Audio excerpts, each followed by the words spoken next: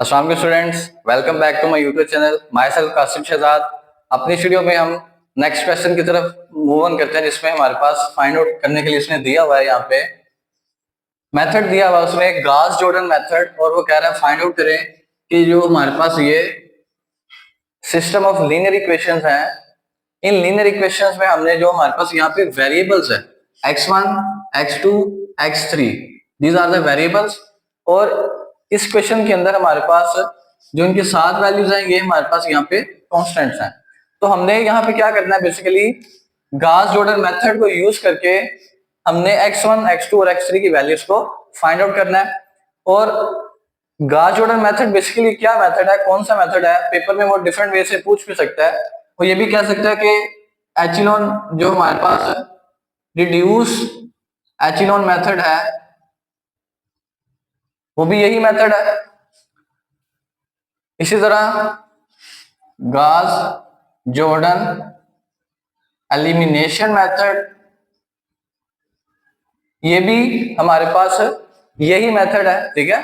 तो Gauss Jordan method में हम क्या करते हैं, बेसिकली जो हमारे पास मैट्रिक्स होता है, जो भी गिवन मैट्रिक्स होता है, उसमें क्या करते हैं, इस साइड पे आइडेंटिटी मैट्रिक्स बना लेते हैं, और यहाँ पे जो भी वैल्यू होगी वो हमारे पास x1, x2 और x3 की ऑटोमेटिकली हमारे पास वैल्यूज फाइंड आउट हो जाएंगी। तो देखिए यहाँ पे अभी हमारे पास ये जो क्वेश्चन है वो लीनियर इक्वेशंस में लिखा गया हुआ है। हम क्या करेंगे, इसको कन्वर्ट कर लेंगे, इसको मैट्रिक्स फॉर्म में लिख लेंगे। तो फर्स्ट स्टेप क्या होगा हमारा, to write in matrix form, ठीक है। मैट्रिक्स फॉर्म में लिख लेंगे तो देखिए बड़े इजी और आसान तरीके से हम इसको मैट्रिक्स फॉर्म में लिख लेंगे, ठीक है। किस तरह लिखेंगे वो हमने ज़हन में रखना है। यहाँ पे देखें जो इक्वल की इस साइड पे वैल्यूज है, ठीक है। इसमें हमारे पास x1 का ऑप्शन क्या है, 1 है, इधर 1 आ जाएगा। x2 का ऑप्शन क्या है, -1 है। x3 का +2 है। प्लस और माइनस का आपने खास ख्याल रखना, ठीक है। यहाँ पे क्या है, +4, यहाँ पे +1, यहाँ पे 2, यहाँ पे 1 1 1। इसी तरह यहाँ पे आ जाएगा x1, x2, x3। यहाँ पे हमने कॉन्स्टेंट्स लिख लेने हैं, यहाँ पे हमने वेरिएबल्स लिख लेने हैं, और यहाँ पे इक्वल की उस साइड वाली वैल्यूज लिख लेंगे, 0 1 -1। तो देखिए अगर हम अपना सिस्टम चेक करें कि क्या ये ठीक लिखा हमने, हम क्या करेंगे, जिस तरह हमने पहले मल्टीप्लिकेशन की थी, इस रो को इस कॉलम से मल्टीप्लाई करके देखते हैं। 1 × x1 आ जाएगा, -1 × x2 -x2, इस तरह 2x3 है।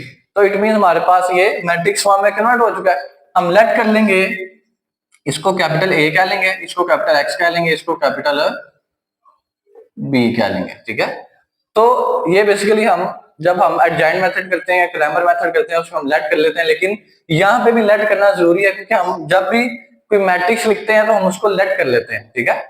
अब यहाँ पे हमारे पास ये वाला मैट्रिक्स जो लीनियर इक्वेशंस में था, वो हमारे पास मैट्रिक्स फॉर्म में कन्वर्ट हो चुका है, ठीक है।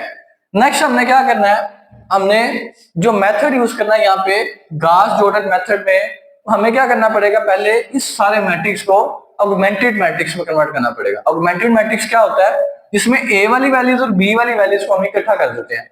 ऑगमेंटेड मैट्रिक्स क्या होता है हमारे पास, ऑगमेंटेड मैट्रिक्स, इसको हम किस तरह लिखते हैं, इसको हम A इस तरह लिखते हैं, A कैपिटल A मैट्रिक्स और उसके साथ उसका B मैट्रिक्स। तो ये किसके इक्वल आ जाएगा हमारे पास, पहले A की वैल्यूज लिख लेंगे, 1 -1 2 4 1 2 1 1 1, और यहां पे आ जाएगा, ये A आ गया हमारे पास, यहाँ पे B की वैल्यू आ जाएगी 0 1 -1। अब हमने क्या करना है, इस मैट्रिक्स को इस मेथड में लेके आना है। हमने यहां पे आइडेंटिटी मैट्रिक्स बना लेना है। हमारे पास A 3/3 है, तो 3/3 का यहाँ पे आइडेंटिटी मैट्रिक्स बना लेंगे, और यहाँ पे जो भी वैल्यूज एंड पे रह जाएंगी वो हमारे पास x1, x2 और x3 की वैल्यूज आ जाएंगी। तो स्टार्ट करते हैं। अब इसमें हमने जो मेथड यूज करना है वो हमने रो ऑपरेशन यूज करना है, हम कॉलम ऑपरेशन भी कर सकते हैं। अब देखते हैं रो ऑपरेशन क्या हमारे पास है। इस मैट्रिक्स को हम दोबारा से लिख लेंगे, यहाँ पे 1 4 1 -1 1 1 2 2 1 0 1 -1। इसको हम रो ऑपरेशन यूज कर लेंगे और नीचे इस तरह का साइन लगा लेंगे रो ऑपरेशन का, ठीक है। तो ऑगमेंटेड मैट्रिक्स को हमने दोबारा लिखा और यहाँ पे आर लिख लिया। रो ऑपरेशन का मतलब है हम रोज को यूज करके आपस में पहली रो, ये देखिए ये R1 है, ये R2 है, ये R3 है। तो इन रोज को आपस में प्लस माइनस करके या मल्टीप्लाई करके हम क्या करेंगे, इस जगह पे इस वाले हिस्से में यहाँ पे आइडेंटिटी मैट्रिक्स हमने बनाना है। तो जब आइडेंटिटी मैट्रिक्स बन जाएगा तो हमारे पास ऑटोमेटिकली यहाँ पे x1 x2 x3 की वैल्यूज फाइंड आउट हो जाएंगी, ठीक है। तो क्वेश्चन भी हमारा यही है कि determine the solution of linear equation, mean two से x1 x2 x3 की वैल्यूज फाइंड आउट करें। तो देखिए आइडेंटिटी मैट्रिक्स में सबसे पहले यहाँ पे क्या होता है, 1 होता है। क्या इसमें 1 ऑलरेडी मौजूद है? यस, यहाँ पे 1 ऑलरेडी मौजूद है। इट मीन फर्स्ट स्टेप हमारा क्लियर है। फर्स्ट स्टेप क्या, हमने यहाँ पे 1 बनाना है, ठीक है, वो हमारा यहाँ पे बना हुआ है। सेकंड स्टेप क्या, हमारे पास 1 के नीचे जीरोस बनाने हैं, ठीक है। सेकंड स्टेप हमारा इधर यहाँ पे जीरोस बनाने हैं, ठीक है। तो यहाँ जीरोस किस तरह बनेंगे, तो ये हमने यहाँ पे यही चीज हमने सीखनी है।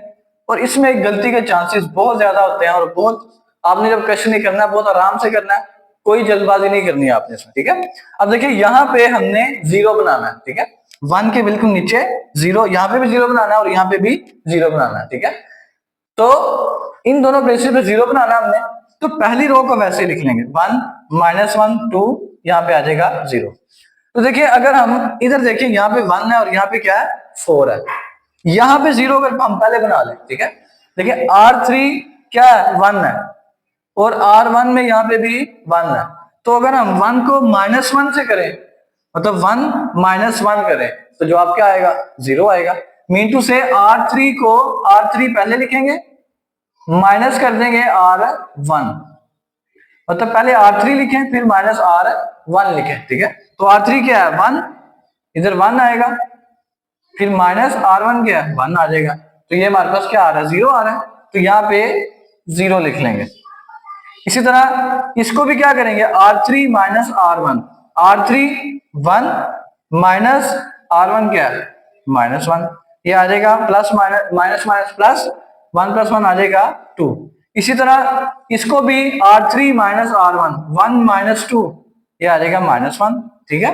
तो इसी तरह हम बाकी भी करते जाएंगे, -1 -0, ये -1 ही आएगा। अब देखिए ये हमारे पास यहाँ 0 बन गया। अब देखिए यहां पे हमने 0 बनाना है, तो R2 क्या है हमारे पास, R2 4 है, R2 की जगह 4 है। और अगर हम क्या करें, माइनस कर दें, अगर हम R1 को -4 से मल्टीप्लाई करते हैं, R1 को -4 से मल्टीप्लाई करते हैं, तो देखिए यहाँ पे क्या आएगा, ये R2 की जगह आ गया 4 -4, R1 क्या है 1 है, तो इसको सोल्व करें 4 - 4, ये आ जाएगा 0 आ जाएगा, ठीक है। तो इसी मेथड से इट मींस हमें R1 को -4 से मल्टीप्लाई करना पड़ेगा। तो यहाँ पे लिख लेंगे R2 -4 R1। तो ये देखें पहली रो को -4 से मल्टीप्लाई करते जाएंगे और R2 में प्लस करते जाएंगे। इसको मल्टीप्लाई करें -4 से, -4 + 4, ये आ जाएगा 0। इसको -4 से मल्टीप्लाई करेंगे तो ये आ जाएगा +4 और प्लस ये आ जाएगा 5। मतलब इसको -4 से मल्टीप्लाई किया और इसमें ऐड करते जाएंगे, ठीक है। -4 आ जाएगा -8 + 2 -6। इसी तरह इसको करें -4 से मल्टीप्लाई, 0 ही रहेगा, तो 0 + 1, ये हमारे पास 1 ही रहेगा, ठीक है। नेक्स्ट देखिए यहाँ पे, अब यहाँ पे फर्स्ट स्टेप 1 था वो हमने क्लियर कर लिया। सेकंड स्टेप क्या था, 0 0 बनाने को हमने बना लिए, ठीक है। देखिए 0 0 बन चुके हैं। अब थर्ड स्टेप क्या होगा हमारा, हमने यहाँ पे 1 बनाना है। थर्ड स्टेप में यहाँ पे 1 बनाएंगे, तो देखिए यहाँ पे क्या है हमारे पास, यहाँ पे तो 5 है, तो यहाँ पे 1।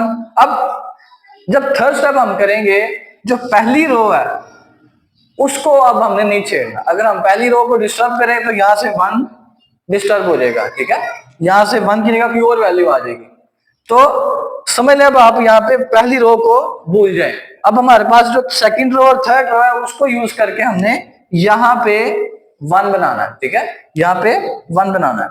तो यहाँ वन किस तरह बनेगा, या तो अगर हम R2 को 5 से डिवाइड करते हैं, ये R2 हमारे पास, यहाँ पे अगर हम इसको 5 से डिवाइड करते हैं, इधर 0 को 5 से डिवाइड करेंगे 0 रहेगा, 5 को 5 से डिवाइड करें तो 1 आ जाएगा, इधर क्या आ जाएगा -6/5, इधर 1/5। तो देखिए यहाँ पे फिर क्या होगा, फ्रैक्शन में वैल्यू आ जाएगी, क्वेश्चन गलत नहीं होगा, वैल्यू आ जाएगी फ्रैक्शन में, तो फ्रैक्शन में आने से क्या होगा, क्वेश्चन डिस्टर्ब या मुश्किल हो जाएगा, ठीक है। तो हम क्या करते हैं, ये मेथड ठीक है, लेकिन हम इसके ऑपोजिट एक आसान मेथड भी देख सकते हैं, क्योंकि हमारे पास तो दो रोज है, दोनों को हमने यूज करके क्वेश्चन सोल्व करना है। अब पहली रो को हमने भूल जाना। अब देखिए यहाँ पे 5 है, यहाँ पे 2 है, अगर थर्ड रो को 2 को 2 से मल्टीप्लाई कर दें, यहाँ पे क्या आ जाएगा, 4 आ जाएगा। तो अगर 4 बन गया यहाँ पे 2 को मल्टीप्लाई करने के बाद, तो फिर क्या करेंगे, R3 minus R2 minus R3 करें, मतलब 5 माइनस 4 करेंगे तो जवाब में क्या आएगा, 1 आ जाएगा। तो यहाँ पे हमारे पास 1 बन जाएगा, ठीक है। तो नेक्स्ट करते हैं, यहाँ पे देखें, यहाँ पे कर लेते हैं। तो अब हमने क्या करना है, यहाँ पे 1 बनाना है। तो डिवाइड वाला मेथड ओके है, वो गलत नहीं है, लेकिन उससे क्या होगा, वैल्यूज फ्रैक्शन में आएंगी और जो कैलकुलेशन होगी वो मुश्किल हो जाएगी। तो हम क्या करते हैं, इस रो को R3 को मल्टीप्लाई कर देते हैं 2 से, ताकि यहाँ पे क्या बन जाए 4, फिर हम इससे माइनस करें तो यहाँ पे 1 बन जाए, ठीक है। तो रो ऑपरेशन लगाते हैं, यहाँ पे R3 को मल्टीप्लाई कर देंगे 2 से, तो 2R3 हमारे पास क्या आ जाएगा, बाकी सारी वैल्यूज वैसे लिख देते हैं, 0 5 -6 1। अब यहाँ पे R3 को 2 से मल्टीप्लाई करेंगे, 0 4 -2 और यहाँ पे आ जाएगा -2। अब देखिए यहाँ पे 4 बन गया, यहाँ पे 5 है, तो अगर हम इन दोनों को माइनस करें, 5 - 4 करें, यहाँ पे क्या बन जाएगा, 1 बन जाएगा। तो यही हमने यहाँ पे बनाना था। तो यहाँ पे देखें, अब दोबारा, अब हमने क्या करना है, यहाँ पे इधर 1 बनाना है, ठीक है। हमने 1 बनाने के लिए 2 स्टेप यूज किए हैं, पहले हमने 2 को मल्टीप्लाई किया, अब हम उसको माइनस कर रहे हैं, तो 2 स्टेप करने से हमारे पास वहां पे 1 बना है। अब क्या करेंगे, यहाँ पे 1 बनाना है हमने, तो R2 माइनस R3 कर देंगे, R2 माइनस R3। R1 को हमने नहीं छेड़ना, उसको वैसे लिख देंगे, 1 -1 2 और आ जाएगा आगे 0। तो R2 माइनस R3 मतलब R2 माइनस R3, 0 - 0, इधर 0 आएगा। देखिए जो वैल्यू पहले लिखी होगी उसी के ऊपर हम कैलकुलेशन अप्लाई करेंगे, सेकंड वाले पे अप्लाई नहीं करेंगे। 5 - 4 यहाँ पे आ रहा है 1, -6 -2, हम R2 को माइनस R3 कर रहे हैं, तो -6 -2, तो माइनस माइनस प्लस हो जाएगा, -6 + 2 आ जाएगा -4। इसी तरह R2 माइनस R3 क्या आएगा, 1 + 2 हो जाएगा, यहाँ पे आ जाएगा 3, और बाकी सारी वैल्यूज वैसे लिख लेंगे, 0 4 -2 और यहाँ पे आ जाएगा -2, यहाँ पे 1 बन गया, ठीक है। अब हमने क्या करना है, यहाँ पे 0 बनाना है और यहाँ पे 0 बनाना है, ठीक है। इधर हमने 1 बना हुआ था, नीचे 0 बना लिए, अब हमने यहाँ 1 बनाया है और ऊपर भी 0 बनाएंगे। अब मतलब 4 स्टेप में हम क्या करेंगे, इधर भी 0 बनाएंगे और यहाँ पे भी 0 बनाएंगे, ऊपर नीचे 0 बनाएंगे, ठीक है। तो मेथड अप्लाई करते हैं यहाँ पे। अब इस 1 की मदद से हमने ऊपर 0 बनाना है और यहाँ पे भी 0 बनाना है, इस 1 की मदद से यहाँ पे 0 और यहाँ पे भी 0 बनाना है। तो इस जिसकी मदद से बनाना है उसको वैसे लिख लेंगे, 0 1 -4 3। अब देखिए यहाँ पे 0 कैसे बनेगा, हमने R1 पे इस जगह पे 0 बनाना है, तो R1 पहले लिख लेंगे, R1 + R2, अगर हम -1 + 1 करें तो जवाब 0 आएगा, तो R1 + R2 कर लेंगे, ठीक है। तो R1 + R2 देखिए, 1 + 0 क्या आएगा, 1 ही आएगा, -1 + 1 0, 2 - 4 -2 और 0 + 3 आ जाएगा। इसी तरह यहाँ पे 0 बनाना, तो इधर 0 बनाना है R3 में, तो R3 पहले लिख लेंगे, इसको किससे मल्टीप्लाई करेंगे, इसको -4 से मल्टीप्लाई करके इसमें प्लस करेगा तो जवाब 0 आएगा। R3 - 4R2, तो ये आ जाएगा R3 - 4R2 मीन टू से R2 को हमने -4 से मल्टीप्लाई करना है और उसको R3 में ऐड कर देना है। देखिए इसको -4 से मल्टीप्लाई करेंगे, -4 0 ही आएगा, 0 + 0 0। इसको आप आसान मेथड से भी कर सकते हैं। किस तरह? R3 पहले लिख लें यहाँ पे 0 4 -2 और -2 -4R2, R2 को -4 से मल्टीप्लाई कर दें, ये आ जाएगा 0 -4 + 16, इसको भी -4 से करें मल्टीप्लाई, ये आ जाएगा -12 और इसको प्लस कर दें तो जवाब क्या आएगा 0 0 14 और -14। तो इस मेथड से भी हम जो जुबानी कर रहे हैं वैसे भी कर सकते हैं, ठीक है। या आप ऐसे लिख लें, आप ऐसे भी कर सकते हैं -4R2, R2 को -4 से मल्टीप्लाई करें और इसमें ऐड करते रहें, जवाब वही आएगा। देखिए ये आ जाएगा 0 -4 + 4, ये भी 0, -4 × -4 ये आ जाएगा +16, 16 - 2 आ जाएगा 14, ठीक है। इसी तरह इसको -4 से मल्टीप्लाई करें -12 और ये आ जाएगा हमारे पास -2, ये आ जाएगा -14, वही आंसर आएगा हमारे पास, ठीक है। ये एक हमारे पास रफ वर्क का तरीका जो हम रफ वर्क कर सकते हैं साइड पे। अब देखिए, अब यहाँ पे 1 था, यहाँ पे 0 और यहाँ पे भी 0 बना लिया, 4 स्टेप हो गए। 5th स्टेप क्या हमारे पास? यहाँ पे 1 बनाना है। अब यहाँ पे 1 बनाना है, ना हम R2 यूज कर सकते हैं ना हम R1 यूज कर सकते हैं। मीन से यहाँ पे आके हमने भूल जाना कि R1 भी थी R2 भी थी, सिर्फ हमने R3 को देखना है। तो यहाँ पे 14 है, ना हम इसको किसी में प्लस कर सकते हैं, ना हम R1 में ना R2 में प्लस कर सकते हैं। तो एक ही स्टेप रहेगा हमारे पास, इसको 14 से जो भी वैल्यू यहाँ पे होगी उसको उससे डिवाइड कर देंगे। तो रो ऑपरेशन लगाते हैं, यहाँ पे R3 में क्या है 14 है, इसको 14 से डिवाइड कर देंगे, बाकी सारा वैसे लिख देंगे 3 0 1 -4 3। देखिए इसको 14 से डिवाइड करें, 0/14 0, 0/14 0, 14/14 1, -14/14 ये आ जाएगा -1। तो 5th स्टेप भी होगा हमारे पास, यहाँ पे 1 बन गया, ठीक है। और क्वेश्चन हो सकते हैं यहाँ पे आपको बर्थडे में वैल्यू आ जाए फ्रैक्शन में, घबराना नहीं है, बस आपने अपनी कैलकुलेशन को अच्छे से कर लेना वहां पे, ठीक है। अब देखिए हमने इसकी मदद से अब यहाँ पे 0 बनाना है और यहाँ पे 0 बनाना है। तो 6th स्टेप क्या हुआ हमारे पास, यहाँ पे 0 और यहाँ पे 0 बनाना, ठीक है। तो रो ऑपरेशन लगाएंगे,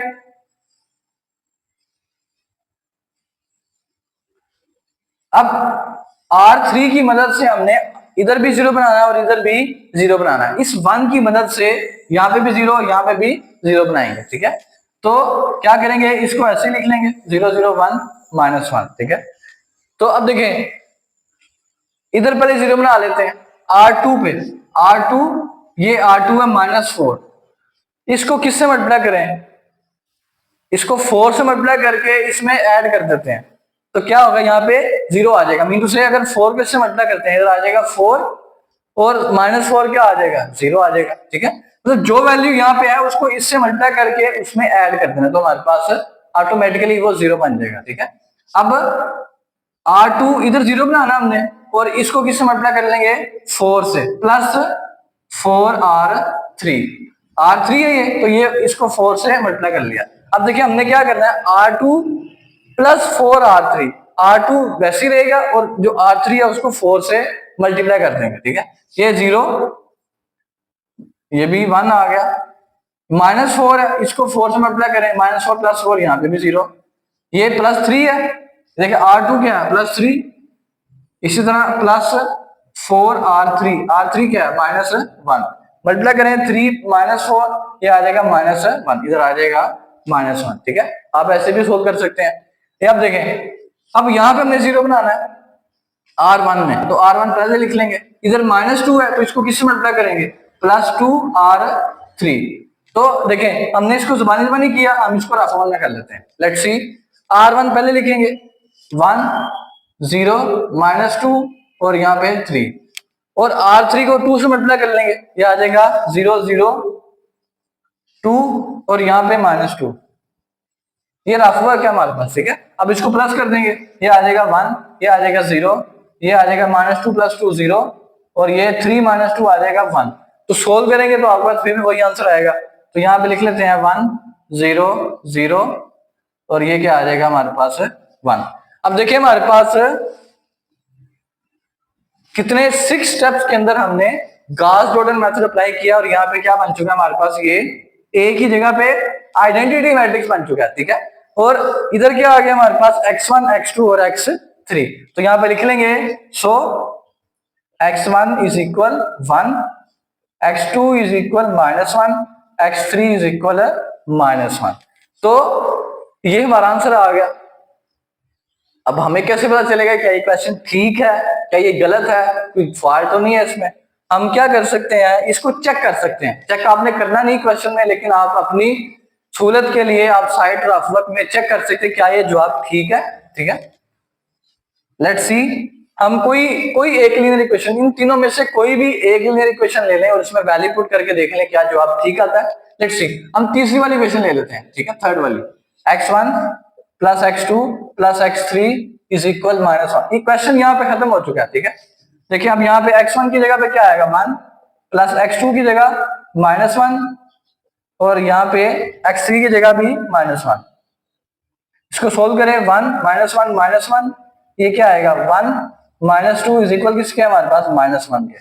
तो देखिए हमने सोल्व किया और जवाब बिल्कुल राइट हैंड साइड के इक्वल आ रहा है -1 के। इसी तरह आप ये इक्वेशन यूज करें तो 1 आएगा, ये क्वेश्चन करें तो 0 आएगा।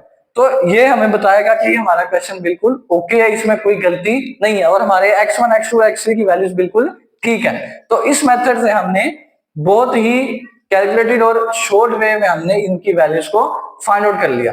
पेपर में डिफिकल्ट क्वेश्चंस भी आ सकते हैं, वैल्यूज चेंज हो सकती हैं और हो सकता है आपके पास यहाँ पे फ्रैक्शंस में वैल्यू आ जाए।